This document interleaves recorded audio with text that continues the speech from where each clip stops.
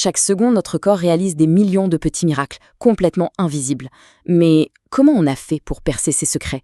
Aujourd'hui, on va explorer deux facettes de cette machine incroyable. D'abord, comment on a appris à voir à l'intérieur même du corps, et ensuite, comment tout ce système communique pour tout coordonner, et ça à la vitesse de l'éclair. Notre exploration, elle est donc guidée par une double question qui est juste fascinante. Comment est-ce qu'on rend visible ce qui est caché et comment on arrive à déchiffrer le langage secret de nos cellules? C'est vraiment en plongeant dans ces deux mondes, celui de l'image et celui du signal, qu'on commence à avoir une vision complète de ce qui se passe sous notre peau, à chaque instant. Allez, on commence par le commencement, la vue. On plonge tout de suite dans la première partie de notre histoire. C'est celle de la révolution de l'image qui a, littéralement, donné des yeux à la médecine pour aller sonder l'invisible.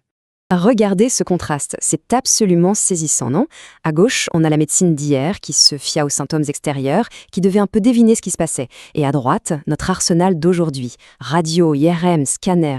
Ce n'est pas juste une évolution, c'est une véritable fenêtre qu'on a ouverte sur l'intérieur de notre corps. Ça a tout changé. Et ce qui est vraiment intéressant, c'est de voir l'impact concret que ça a eu. En 1900, après un examen, la chirurgie, c'était souvent la seule façon de savoir ce qui n'allait pas. C'était un outil d'exploration. Aujourd'hui, entre l'examen et la décision, il y a cette étape fondamentale qu'est l'imagerie. Du coup, la chirurgie n'est plus un outil pour diagnostiquer, mais bien une option pour traiter. C'est un changement radical. Bon, mais alors à quoi ça sert concrètement toute cette technologie? Eh bien, comme le montre ce schéma, son rôle est triple.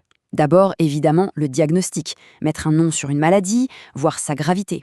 Ensuite, ça devient un guide pour le chirurgien, une sorte de GPS interne pour une précision incroyable.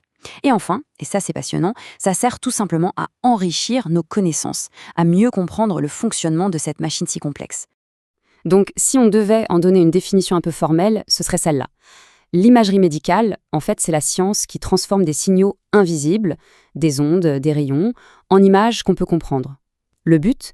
Soigner et diagnostiquer. C'est simple, c'est direct et c'est incroyablement puissant. Mais concrètement, comment on passe de la physique pure à une image super détaillée d'un cerveau ou d'un os? En fait, le principe de base, peu importe la technologie, est assez simple et se passe toujours en 4 étapes. On a une source qui émet quelque chose, des rayons X, des ultrasons. Cet élément traverse l'objet, c'est-à-dire notre corps.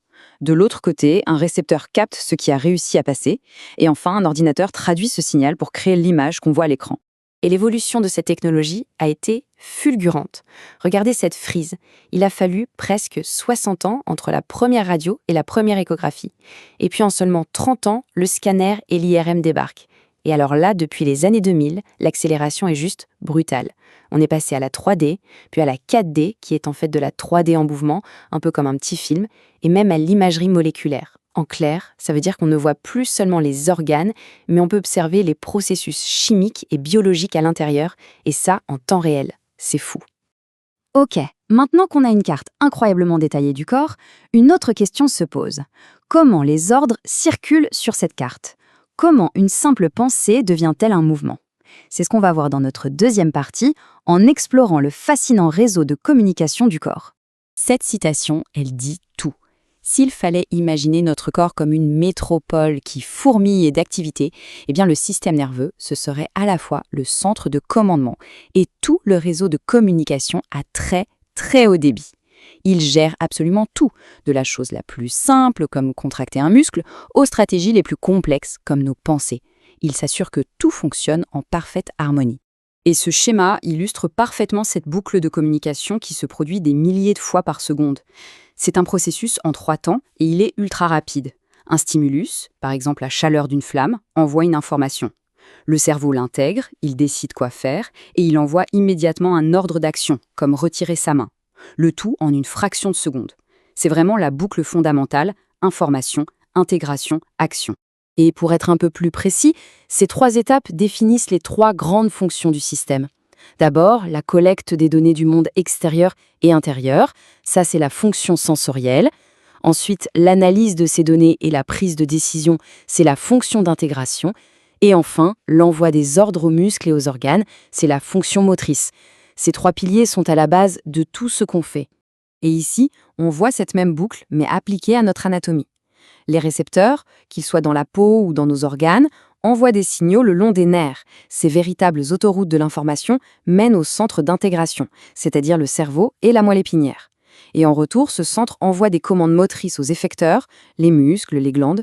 C'est un réseau câblé qui est incroyablement complexe et surtout incroyablement rapide. Voilà, on a maintenant les deux pièces maîtresses du puzzle. D'un côté, avec l'imagerie, on a la carte détaillée de notre corps, sa structure physique. De l'autre, avec la neurologie, on comprend le trafic d'informations qui y circule. Il est temps maintenant de rassembler ces deux mondes pour avoir une vision d'ensemble. En fait, l'analogie parfaite pour lier tout ça, c'est celle de l'informatique. L'imagerie médicale, elle nous donne la carte de notre corps, son anatomie, ses composants. C'est le hardware, le matériel. Et la physiologie nerveuse, elle, nous explique comment circule l'information, comment les commandes sont exécutées. C'est le software, le programme qui fait tout fonctionner. Les deux sont absolument indissociables pour comprendre la machine dans son ensemble. On termine donc sur une question un peu vertigineuse. Maintenant qu'on peut à la fois cartographier le corps avec une précision d'architecte et en même temps écouter ces conversations secrètes en temps réel, quelles sont les prochaines frontières ? Les réponses à nos plus grands défis médicaux se trouvent sûrement juste là, à l'intersection de ces deux mondes. C'est là que la médecine de demain est en train de s'écrire.